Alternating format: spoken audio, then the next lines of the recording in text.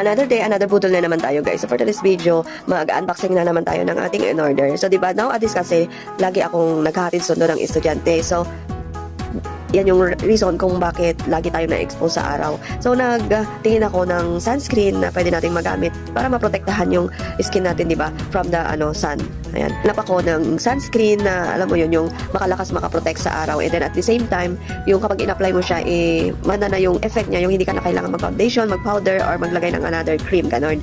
So, ang tinutukoy ko, ito na nga dumating. So, titignan natin kung ano ba yung sunscreen na tinutukoy ko. Pasensya na kayo at ako'y sinisipin. Ayan. Ito siya. Ayan. And may pa-freebie. So, thank you sa freebie. At ngayon, try natin. Tama-tama bagong ligo ako. And wala pa akong nilalagay na kahit ano sa face natin. Try natin kung gaano ba kaganda. Ito siya. So, may SPF 90 siya. And then, sabi dyan na, ano ba ito? So, moisturizing, whitening, and protection siya. So, ito try natin. Ayan, nakasilsa.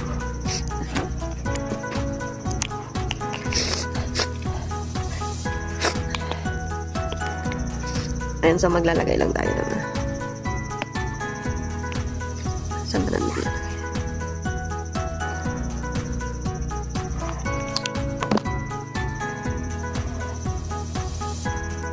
Kaliwayan ito. Ay, ang dami.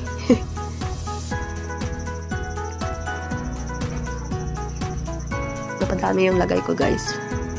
So, unti lang pala. Okay na. Ang puti ka. Ayan, dapat pala kunti lang. Imbis na kalahati lang yung itratry nating lagyan. Pero dahil sa sobrang dami na nailagay ko, so i-spread na natin sa buong face natin. Ayan. Parang siya naka-foundation na, guys. Kaya, ayan, oh, ang ganda.